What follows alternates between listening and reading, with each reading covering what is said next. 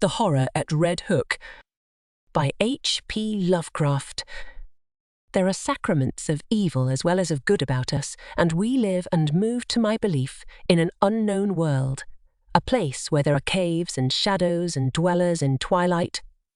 It is possible that man may sometimes return on the track of evolution, and it is my belief that an awful law is not yet dead. Arthur Machen. Part 1.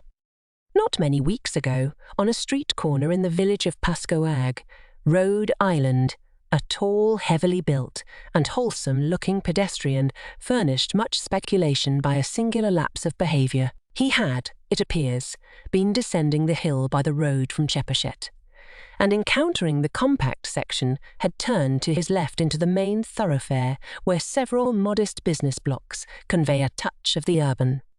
At this point, without visible provocation, he committed his astonishing lapse, staring queerly for a second at the tallest of the buildings before him, and then, with a series of terrified, hysterical shrieks, breaking into a frantic run which ended in a stumble and fall at the next crossing, picked up and dusted off by ready hands. He was found to be conscious, organically unhurt, and evidently cured of his sudden nervous attack. He muttered some shamefaced explanations involving a strain he had undergone, and with downcast glance turned back up the Chepachet road, trudging out of sight without once looking behind him. It was a strange incident to befall so large, robust, normal-featured, and capable-looking a man, and the strangeness was not lessened by the remarks of a bystander, who had recognized him as the boarder of a well-known dairyman on the outskirts of Chepachet. He was, it developed, a New York police detective named Thomas F. Malone, now on a long leave of absence under medical treatment after some disproportionately arduous work on a gruesome local case which accident had made dramatic. There had been a collapse of several old brick buildings during a raid in which he had shared, and something about the wholesale loss of life, both of prisoners and of his companions, had peculiarly appalled him. As a result, he had acquired an acute and anomalous horror of any buildings even remotely suggesting the ones which had fallen in, so that in the end mental specialists forbade him the sight of such things for an indefinite period. A police surgeon with relatives in Chepachet had put forward that quaint hamlet of wooden colonial houses as an ideal spot for the psychological convalescence, and thither the sufferer had gone, promising never to venture among the brick-lined streets of larger villages till duly advised by the wound-socket specialist with whom he was put in touch. This walk to Pascoag for magazines had been a mistake, and the patient had paid in fright, bruises, and humiliation for his disobedience. So much the gossips of Chepachet and Pascoag knew, and so much, also, the most learned specialists believed. But Malone had at first told the specialists much more, ceasing only when he saw that utter incredulity was his portion. Thereafter he held his peace, protesting not at all when it was generally agreed that the collapse of certain squalid brick houses in the Red Hook section of Brooklyn, and the consequent death of many brave officers, had unseated his nervous equilibrium. He had worked too hard, all said, in trying to clean up those nests of disorder and violence. Certain features were shocking enough, in all conscience, and the unexpected tragedy was the last straw. This was a simple explanation which everyone could understand, and because Malone was not a simple person, he perceived that he had better let it suffice to hint to unimaginative people of a horror beyond all human conception, a horror of houses and blocks and cities leprous and cancerous with evil dragged from elder worlds, would be merely to invite a padded cell instead of restful rustication, and Malone was a man of sense despite his mysticism. He had the Celt's far vision of weird and hidden things, but the logician's quick eye for the outwardly unconvincing. An amalgam which had led him far afield in the 42 years of his life and set him in strange places for a Dublin University man born in a Georgian villa near Phoenix Park. And now, as he reviewed the things he had seen and felt and apprehended, Malone was content to keep unshared the secret of what could reduce a dauntless fighter to a quivering neurotic. What could make old brick slums and seas of dark, subtle faces a thing of nightmare and eldritch portent? It would not be the first time his sensations had been forced to bide uninterpreted, for was not his very act of plunging into the polyglot abyss of New York's underworld a freak beyond sensible explanation?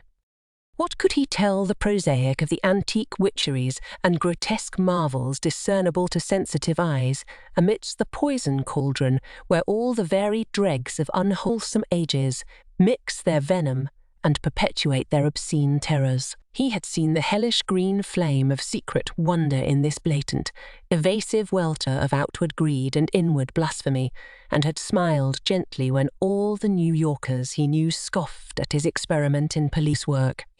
They had been very witty and cynical, deriding his fantastic pursuit of unknowable mysteries and assuring him that in these days New York held nothing but cheapness and vulgarity. One of them had wagered him a heavy sum that he could not, despite many poignant things to his credit in the Dublin Review, even write a truly interesting story of New York low life. And now, looking back, he perceived that cosmic irony had justified the prophet's words while secretly confuting their flippant meaning. The horror, as glimpsed at last, could not make a story, for like the book cited by Poe's German authority, Es lässt sich nicht lesen, it does not permit itself to be read. 2. To Malone, the sense of latent mystery in existence was always present. In youth, he had felt the hidden beauty and ecstasy of things, and had been a poet. But poverty and sorrow and exile had turned his gaze in darker directions, and he had thrilled at the imputations of evil in the world around. Daily life had for him come to be a phantasmagoria of Mackay's shadow studies, now glittering and leering with concealed rottenness as in Beardsley's best manner, now hinting terrors behind the commonest shapes and objects as in the subtler and less obvious work of Gustav Doré. He would often regard it as merciful that most persons of high intelligence jeer at the inmost mysteries. For, he argued, if superior minds were ever placed in fullest contact with the secrets preserved by ancient and lowly cults, the resultant abnormalities would soon not only wreck the world, but threaten the very integrity of the universe. All this reflection was no doubt morbid, but keen logic and a deep sense of humour ably offset it. Malone was satisfied to let his notions remain as half-spied and forbidden visions to be lightly played with. And hysteria came only when duty flung him into a hell of revelation too sudden and insidious to escape. He had for some time been detailed to the Butler Street station in Brooklyn when the Red Hook matter came to his notice. Red Hook is a maze of hybrid squalor near the ancient waterfront, opposite Governor's Island, with dirty highways climbing the hill from the wharves to that higher ground where the decayed lengths of Clinton and Court Streets lead off toward the Borough Hall. Its houses are mostly of brick, dating from the first quarter to the middle of the 19th century, and some of the obscure alleys and byways have that alluring antique flavour which conventional reading leads us to call Dickensian. The population is a hopeless tangle and enigma, Syrian, Spanish, Italian, and Negro elements impinging upon one another, and fragments of Scandinavian and American belts lying not far distant. It is a babel of sound and filth, and sends out strange cries to answer the lapping of oily waves at its grimy piers and the monstrous organ litanies of the harbour whistles.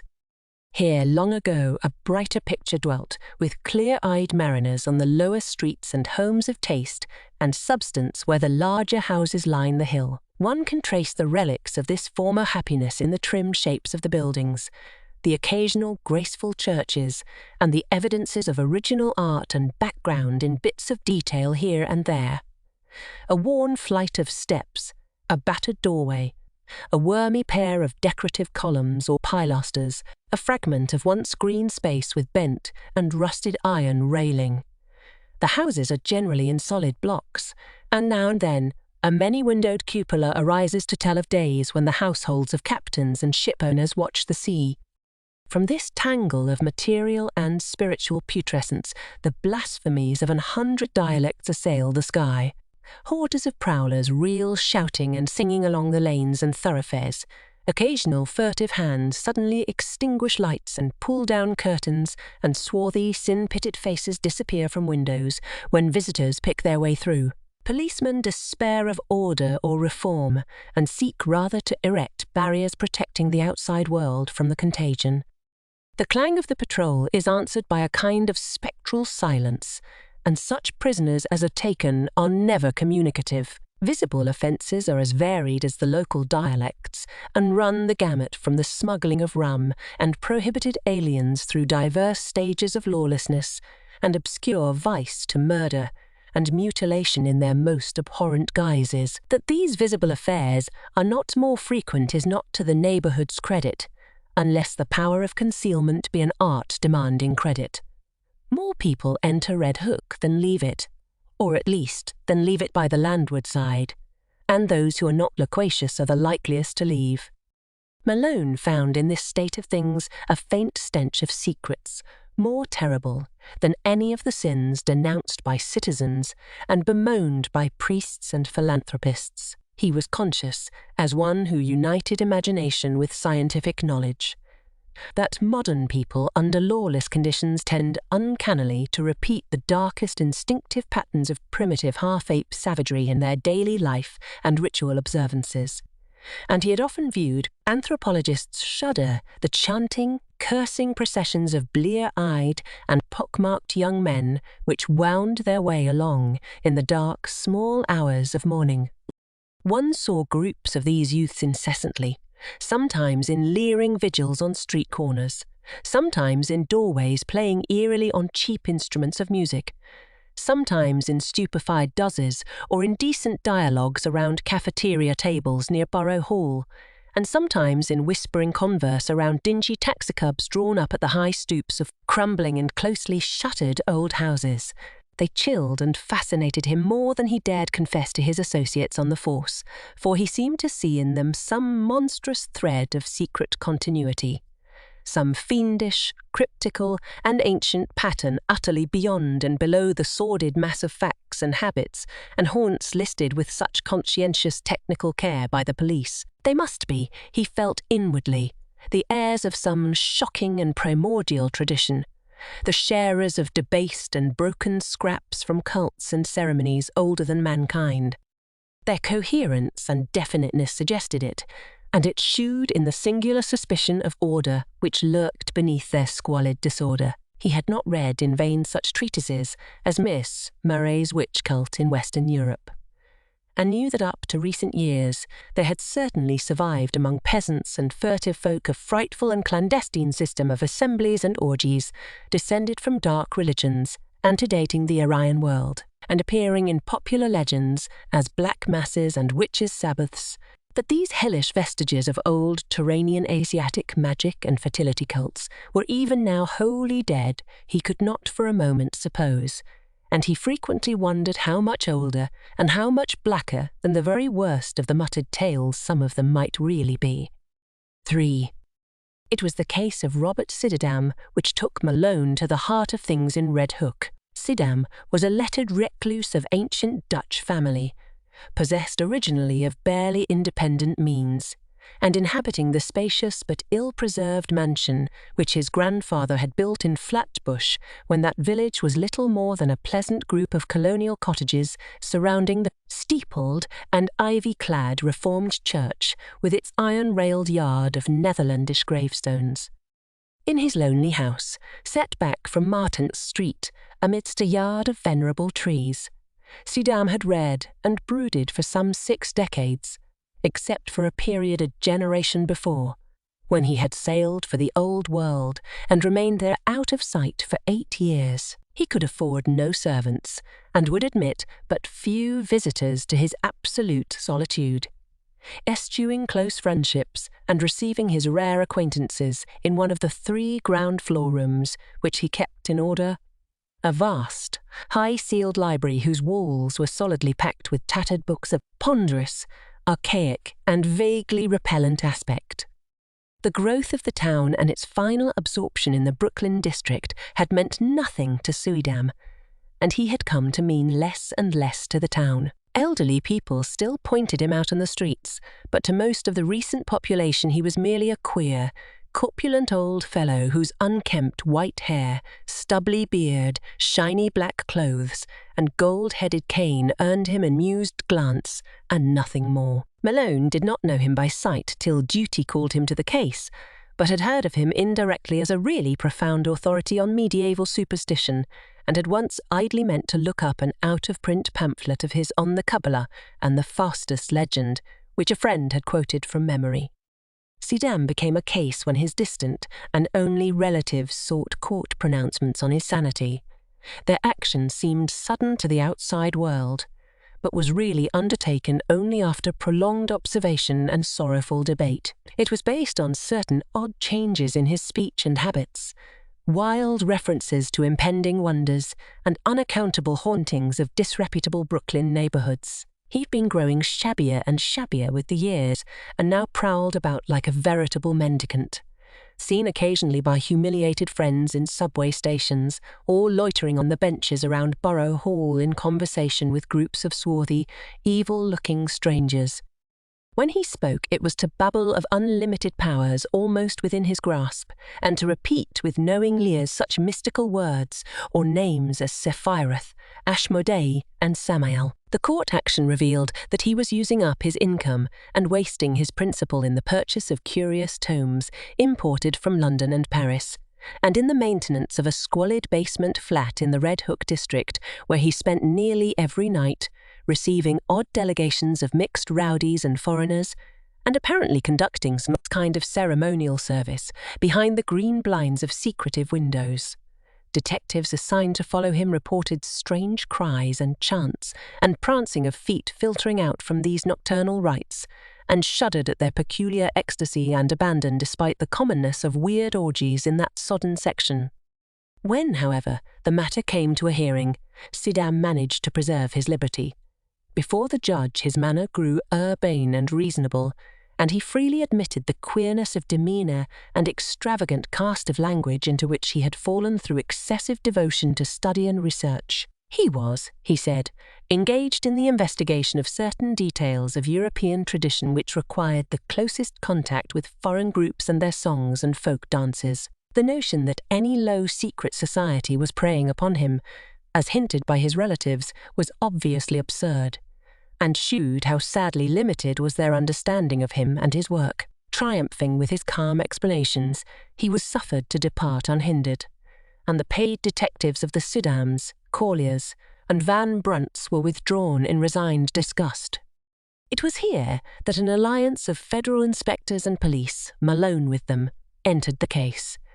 The law had watched the Suydam action with interest and had in many instances been called upon to aid the private detectives. In this work it developed that Suydam's new associates were among the blackest and most vicious criminals of Red Hook's devious lanes, and that at least a third of them were known and repeated offenders in the matter of thievery, disorder, and the importation of illegal immigrants. Indeed, it would not have been too much to say that the old scholar's particular circle coincided almost perfectly with the worst of the organised cliques which smuggled ashore certain nameless and unclassified Asian dregs wisely turned back by Ellis Island, in the teeming rookeries of Parker Place, since renamed. Where Suydam had his basement flat, there had grown up a very unusual colony of unclassified, slant-eyed folk who used the Arabic alphabet but were eloquently repudiated by the great mass of Syrians in and around Atlantic Avenue. They could all have been deported for lack of credentials, but legalism is slow-moving, and one does not disturb Red Hook unless publicity forces one to. These creatures attended a tumble-down stone church, used Wednesdays as a dance hall, which reared its Gothic buttresses near the vilest part of the waterfront. It was nominally Catholic, but priests throughout Brooklyn denied the place all standing and authenticity, and policemen agreed with them when they listened to the noises it emitted at night. Malone used to fancy he heard terrible cracked bass notes from a hidden organ far underground, when the church stood empty and unlighted, whilst all observers dreaded the shrieking and drumming which accompanied the visible services. Suydam, when questioned, said he thought the ritual was some remnant of Nestorian Christianity tinctured with the shamanism of Thibes. Most of the people, he conjectured, were of Mongoloid stock, originating somewhere in or near Kurdistan. And Malone could not help recalling that Kurdistan is the land of the Yazidis, last survivors of the Persian devil worshippers. However this may have been, the stir of the Suydam investigation made it certain that these unauthorized newcomers were flooding Red Hook in increasing numbers, entering through some marine conspiracy unreached by revenue officers and harbour police, overrunning Parker Place and rapidly spreading up the hill, and welcomed with curious fraternalism by the other assorted denizens of the region.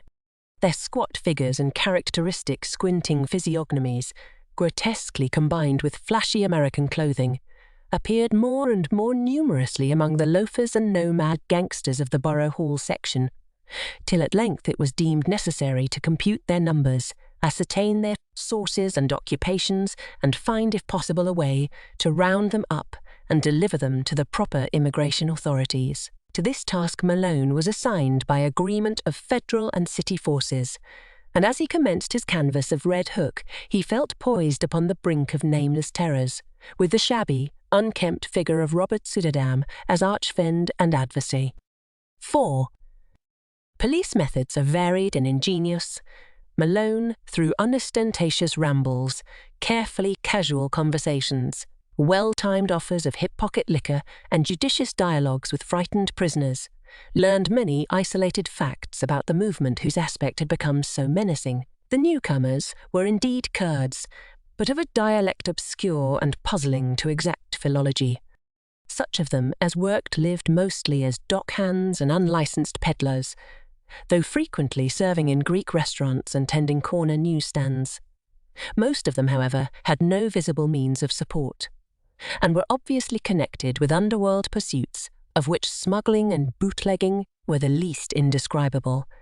They had come in steamships, apparently tramp freighters, and had been unloaded by stealth on moonless nights in rowboats, which stole under a certain wharf and followed a hidden canal to a secret subterranean pool beneath a house. This wharf, canal, and house Malone could not locate, for the memories of his informants were exceedingly confused, while their speech was to a great extent beyond even the ablest interpreters.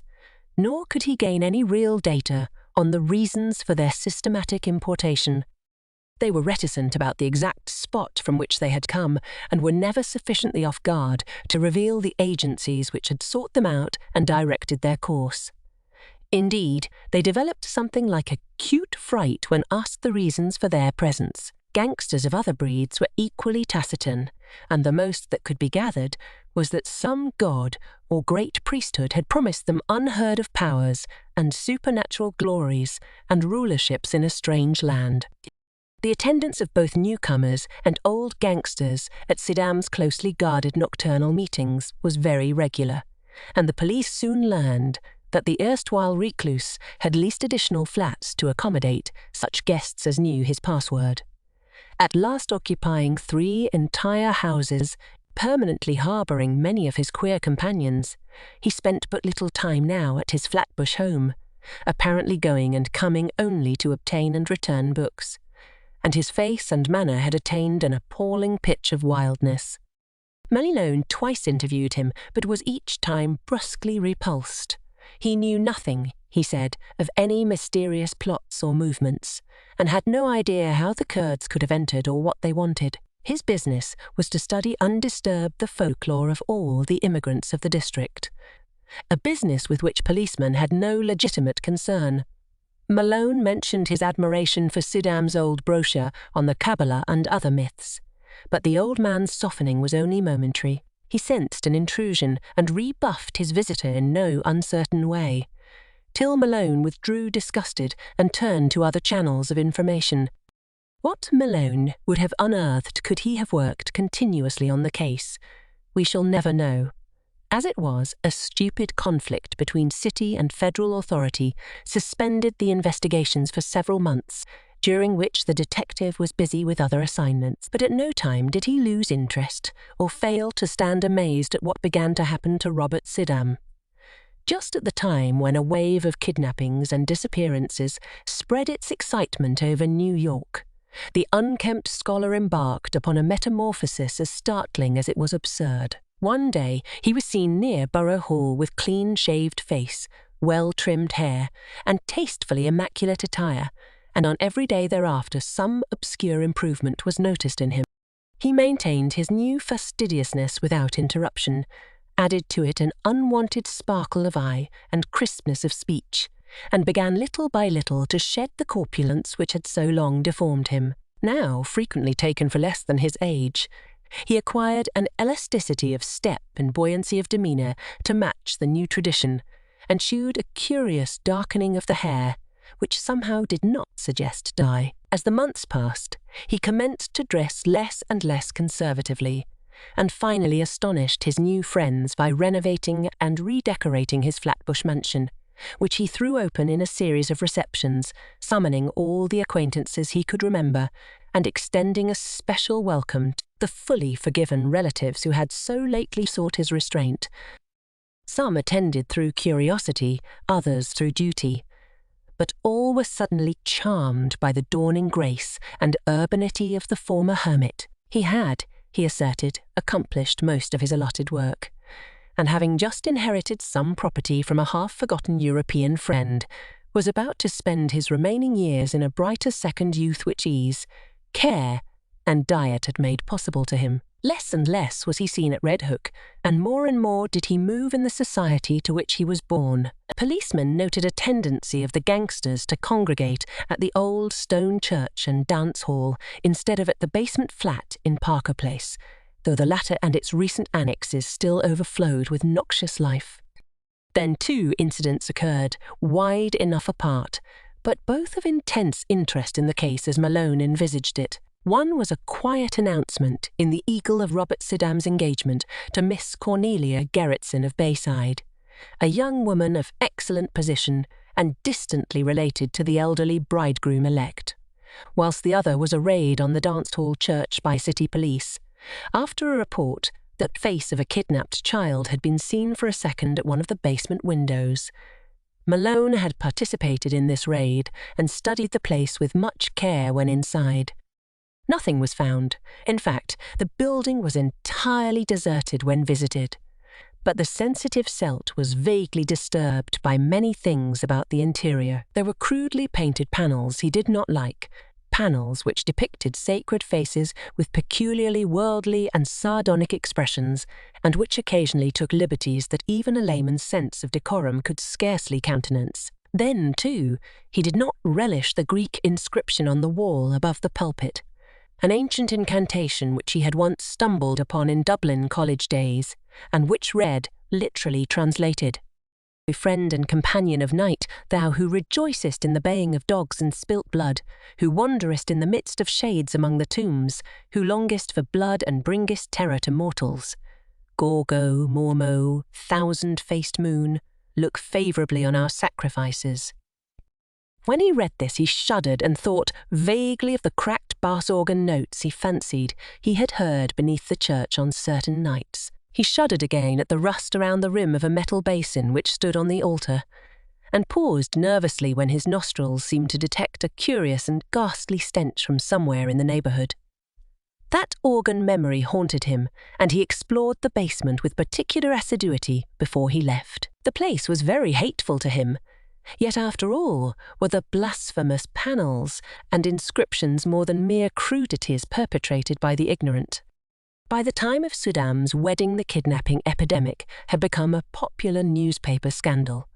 Most of the victims were young children of the lowest classes, but the increasing number of disappearances had worked up a sentiment of the strongest fury. Journals clamoured for action from the police, and once more the Butler Street station sent its men over Red Hook for clues, discoveries, and criminals. Malone was glad to be on the trail again, and took pride in a raid on one of Suydam's Parker Place houses.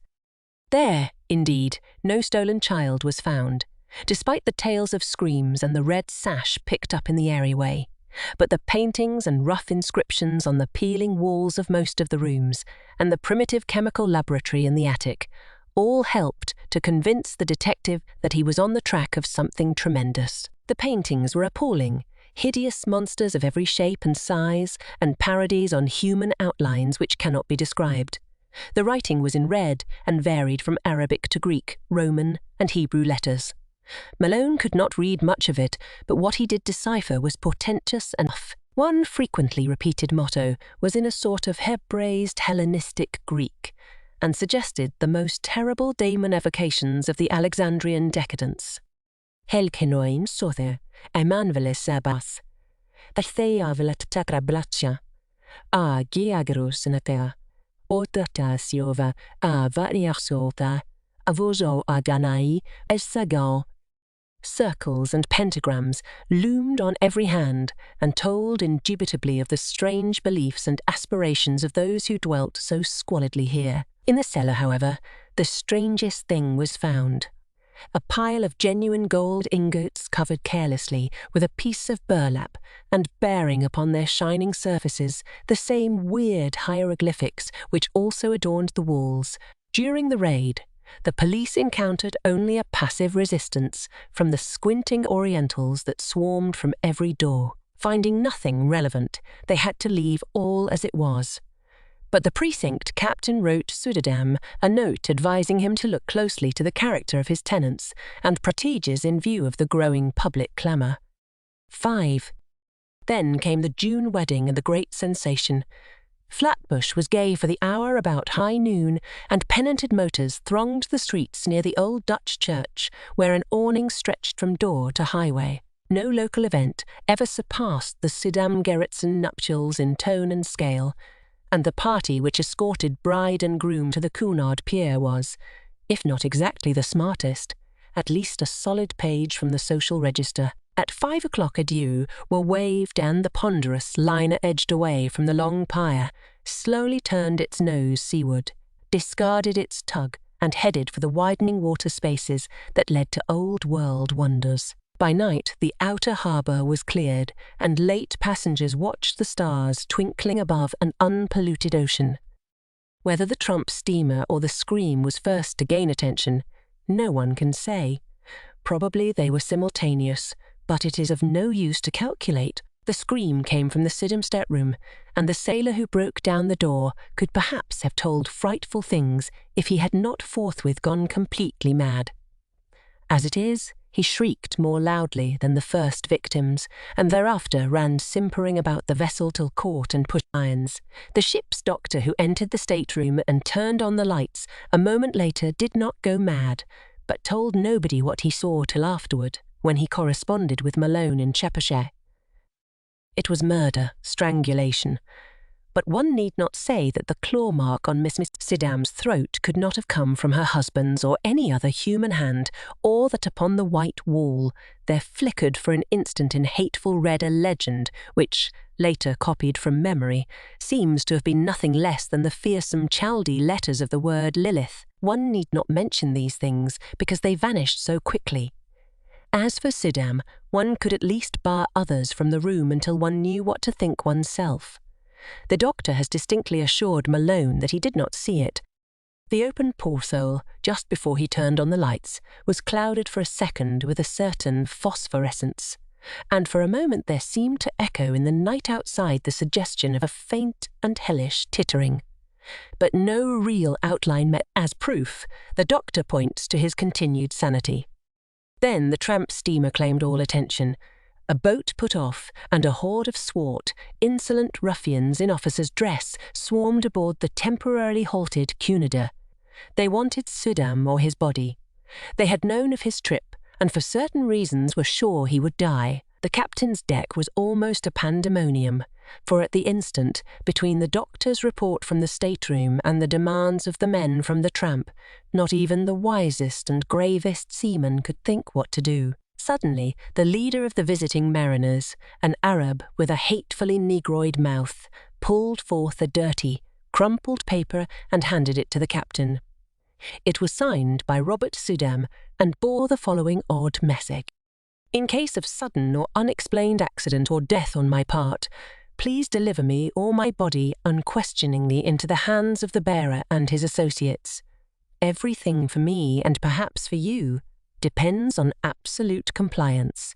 Explanations can come later. Do not fail me now. Robert Suydam. Captain and Doctor looked at each other, and the latter whispered something to the former. Finally, they nodded rather helplessly and led the way to the Suydamstat room. The Doctor directed the captain's glance away as he unlocked the door and admitted the strange seaman. Nor did he breathe easily till they filed out with their burden after an unaccountably long period of preparation. It was wrapped in bedding from the berths, and the Doctor was glad that the outlines were not very revealing. Somehow the men got the thing over the side and away to their tramp steamer without uncovering it. The Canada started again, and the Doctor and a ship's undertaker sought out the Suydam stateroom to perform what last services they could. Once more the physician was forced to reticence and even to mendacity, for a hellish thing had happened when the undertaker asked him why he had drained off all of Mrs. Suydam's blood. He neglected to affirm that he had not done so. Nor did he point to the vacant bottle spaces on the rack, or to the odour in the sink, which shewed the hasty disposition of the bottle's original contents. The pockets of those men, if men they were, had bulged damnably when they left the ship. 2 hours later, and the world knew by radio all that it ought to know of the horrible affair. 6. That same June evening, without having heard a word from the sea, Malone was desperately busy among the alleys of Red Hook. A sudden stir seemed to permeate the place, and as if apprised by grapevine telegraph of something singular, the denizens clustered expectantly around the dance-hall church and the houses in Parker Place. 3 children had just disappeared, blue-eyed Norwegians from the streets toward Gowanus, and there were rumours of a mob forming among the sturdy Vikings of that section. Malone had for weeks been urging his colleagues to attempt a general clean-up, and at last, moved by conditions more obvious to their common sense than the conjectures of a Dublin dreamer, they had agreed upon a final stroke. The unrest and menace of this evening had been the deciding factor, and just about midnight a raiding party recruited from 3 stations descended upon Parker Place and its environs.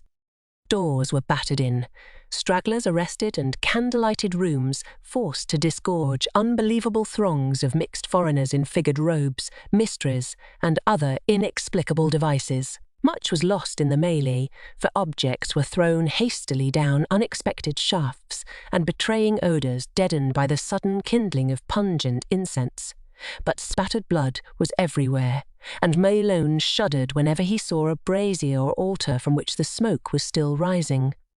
He wanted to be in several places at once, and decided on Suydam's basement flat only after a messenger had reported the complete emptiness of the dilapidated dance-hall church. The flat, he thought, must hold some clue to a cult of which the occult scholar had so obviously become the centre and leader. And it was with real expectancy that he ransacked the musty rooms, noted their vaguely charnel odour, and examined the curious books, instruments, gold ingots, glass-stoppered bottles scattered carelessly here and there.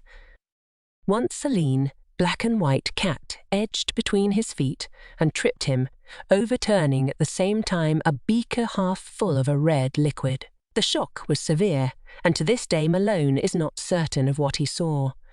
But in dreams he still pictures that cat as it scuttled away with certain monstrous alterations and peculiarities. Then came the locked cellar door, and the search for something to break it down. A heavy stool stood near, and its tough seat was more than enough for the antique panels. A crack formed and enlarged, and the whole door gave way, but from the other side, whence poured a howling tumult of ice-cold wind with all the stenches of the bottomless pit, and whence reached a sucking force not of earth or heaven, which, coiling sentiently about the paralysed detective, dragged him through the aperture and down unmeasured spaces filled with whispers and wails and gusts of mocking laughter. Of course it was a dream. All the specialists have told him so, and he has nothing to prove the contrary. Indeed, he would rather have it thus, for then the sight of old brick slums and dark foreign faces would not eat so deeply into his soul. But at the time it was all horribly real, and nothing can ever efface the memory of those nighted crypts, those Titan arcades, and those half-formed shapes of hell that strode gigantically in silence, holding half-eaten things whose still surviving portions screamed for mercy or laughed with madness. Odours of incense and corruption joined in sickening concert, and the black air was alive with the cloudy, semi-visible bulk of shapeless elemental things with eyes. Somewhere dark, sticky water was lapping at onyx pyres, and once the shivery tinkle of raucous little bells pealed out to greet the insane titter of a naked phosphorescent thing which swam into sight, scrambled ashore, and climbed up to squat leeringly on a carved golden pedestal in the background. Avenues of limitless night seemed to radiate in every direction, till one might fancy that here lay the root of a contagion destined to sicken and swallow cities and engulf nations in the photo of hybrid pestilence. Here cosmic sin had entered, and festered by unhallowed rites, had commenced the grinning march of death that was to rot us all to fungus abnormalities too hideous for the grave's holding. Satan here held his Babylonish court, and in the blood of stainless childhood, the leprous limbs of phosphorescent Lilith were laved. Incubi and succubae howled praise to Hecate, and headless mooncalves bleated to the Magna Mater. Goats leaped to the sound of thin, accursed flutes, and Aegipans chased endlessly after misshapen fawns over rocks twisted like swollen toads. Moloch and Ashtaroth were not absent, for in this quintessence of all damnation, the bounds of consciousness were let down, and man's fancy lay open to vistas of every realm of horror and every forbidden dimension that evil had power to mould. The world and nature were helpless against such assaults from unsealed wells of night, nor could any sign or prayer check the Walpurgis riot of horror, which had come when a sage with the hateful key had stumbled on a hoard with the locked and brimming coffer of transmitted daemon lore. Suddenly a ray of physical light shot through these phantasms, and Malone heard the sound of oars amidst the blasphemies of things that should be dead. A boat with a lantern in its prow darted into sight, made fast to an iron ring in the slimy stone pier, and vomited forth several dark men bearing a long burden swathed in bedding. They took it to the naked phosphorescent thing on the carved golden pedestal, and the thing tittered and pawed at the bedding.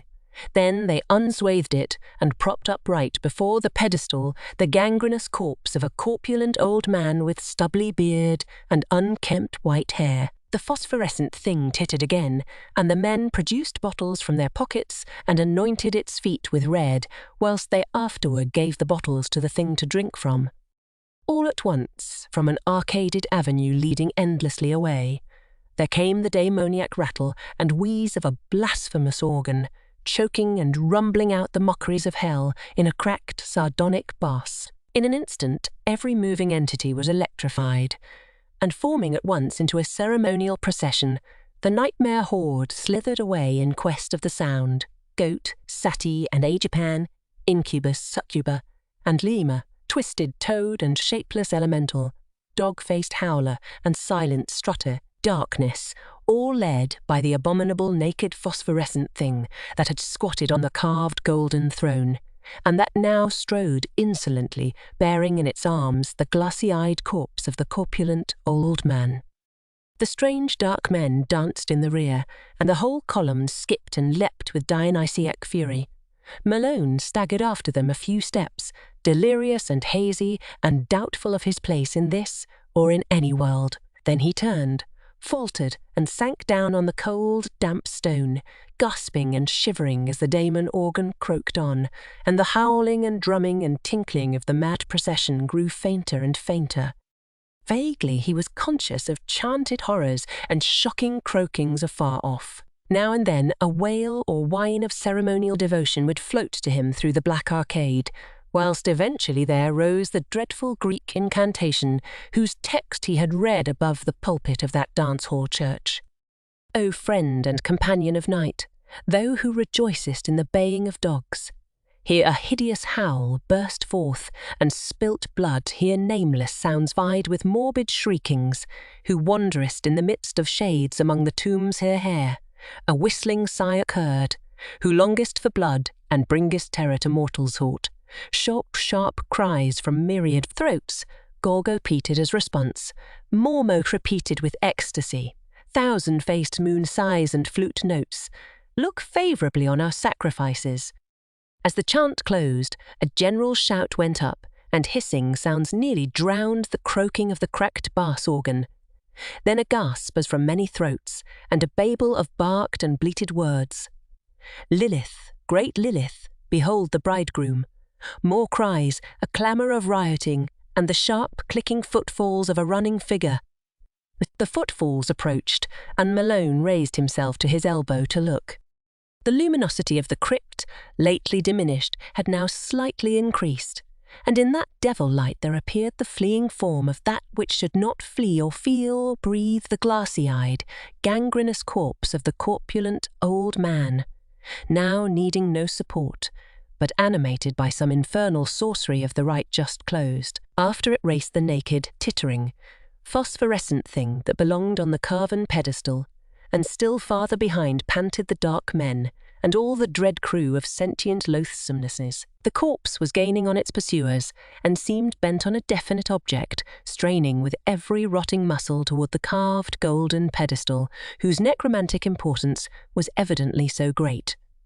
Another moment, and it had reached its goal, whilst the trailing throng laboured on with more frantic speed. But they were too late, for in one final spurt of strength which ripped tendon from tendon and sent its noisome bulk floundering to the floor in a state of jellyish dissolution, the staring corpse which had been Robert Suydam achieved its object and its triumph. The push had been tremendous, but the force had held out, and as the pusher collapsed to a muddy blotch of corruption, the pedestal he had pushed tottered, tipped, and finally careened from its onyx base into the thick waters below, sending up a parting gleam of carven gold as it sank heavily to undreamable gulfs of lower Tartarus. In that instant, too, the whole scene of horror faded to nothingness before Malone's eyes, and he fainted amidst a thunderous crash which seemed to blot out all the evil universe. 7.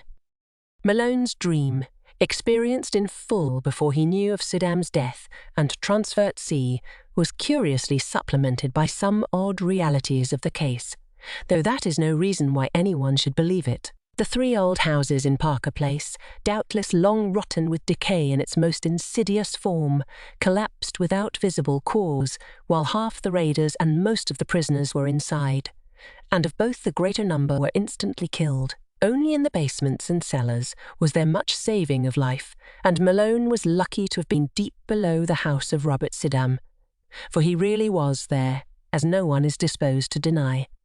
They found him unconscious by the edge of a night-black pool, with a grotesquely horrible jumble of decay and bone, identifiable through dental work as the body of Suydam a few feet away. The case was plain, for it was hither that the smugglers' underground canal led, and the men who took Suydam from the ship had brought him home. They themselves were never found, or at least never identified, and the ship's doctor is not yet satisfied with the simple certitudes of the police. Suydam was evidently a leader in extensive man-smuggling operations, for the canal to his house was but one of several subterranean channels and tunnels in the neighbourhood. There was a tunnel from this house to a crypt beneath the dance hall church, a crypt accessible from the church only through a narrow, secret passage in the north wall, and in whose chambers some singular and terrible things were discovered.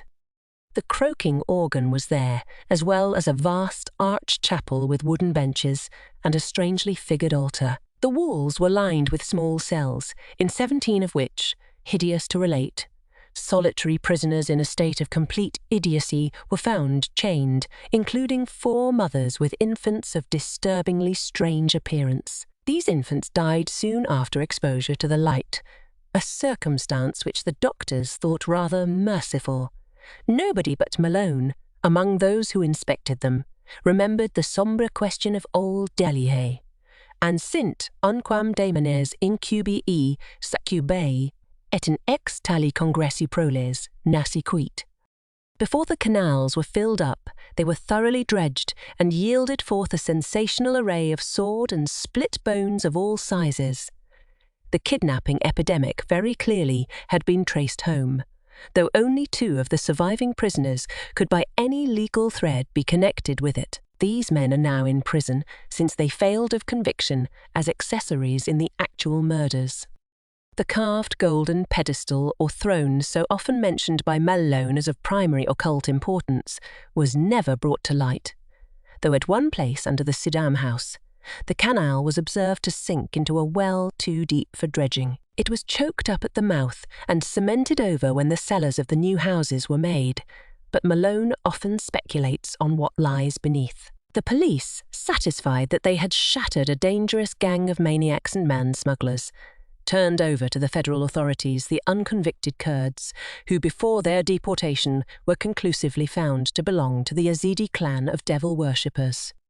The Trump ship and its crew remain an elusive mystery, though cynical detectives are once more ready to combat its smuggling and rum-running ventures. Malone thinks these detectives show a sadly limited perspective in their lack of wonder at the myriad unexplainable details and the suggestive obscurity of the whole case, though he is just as critical of the newspapers, which saw only a morbid sensation and gloated over a minor sadist cult, which they might have proclaimed a horror from the universe's very heart. But he is content to rest silent in Shepherdshet, calming his nervous system and praying that time may gradually transfer his terrible experience from the realm of present reality to that of picturesque and semi-mythical remoteness. Robert Suydam sleeps beside his bride in Greenwood Cemetery. No funeral was held over the strangely released bones, and relatives are grateful for the swift oblivion which overtook the case as a whole. The scholar's connection with the Red Hook horrors, indeed, was never emblazoned by legal proof.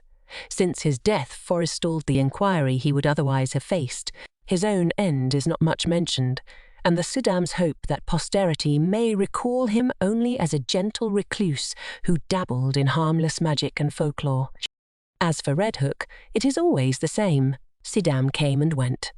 A terror gathered and faded, but the evil spirit of darkness and squalor broods on amongst the mongrels in the old brick houses, and prowling bands still parade on unknown errands past windows where lights and twisted faces unaccountably appear and disappear. Age-old horror is a hydra with 1,000 heads, and the cults of darkness are rooted in blasphemies deeper than the well of Democritus. The soul of the beast is omnipresent and triumphant, and Red Hook's legions of blear-eyed, pockmarked youth still chant and curse, and howl as they file from abyss to abyss. None knows whence or whither, pushed on by blind laws of biology, which they may never understand. As of old, more people enter Red Hook than leave it on the landward side, and there are already rumours of new kennels running underground to certain centres of traffic in liquor and less mentionable things. The dance hall church is now mostly a dance hall, and queer faces have appeared at night at the windows. Lately a policeman expressed the belief that the filled-up crypt has been dug out again, and for no simply explainable purpose. Who are we to combat poisons older than history in mankind? Apes danced in Asia to those horrors, and the cancer lurks secure and spreading where furtiveness hides in rows of decaying brick. Malone does not shudder without cause, for only the other day an officer overheard a swarthy, squinting hag teaching a small child some whispered patois in the shadow of an areaway. He listened and thought it very strange when he heard her repeat over and over again, "My friend and companion of night, thou who rejoicest in the baying of dogs and spilt blood, who wanderest in the midst of shades among the tombs, who longest for blood and bringest terror to mortals. Gorgo, Mormo, thousand-faced moon, look favourably on our sacrifices,